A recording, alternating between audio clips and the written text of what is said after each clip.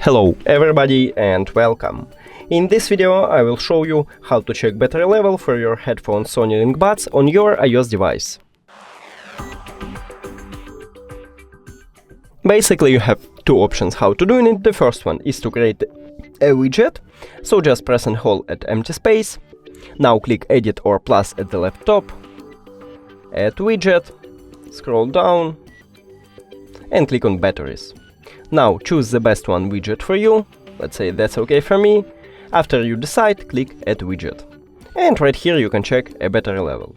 And the second one option, and the better one option for me, is to use an application. So just open it, and right here we can check a battery level of our left one and right one earbuds, and also a charging case. That's it. Thank you for watching this video. If you found it helpful, please consider subscribing to channel and leave the like on the video. It's really important to us. See you later!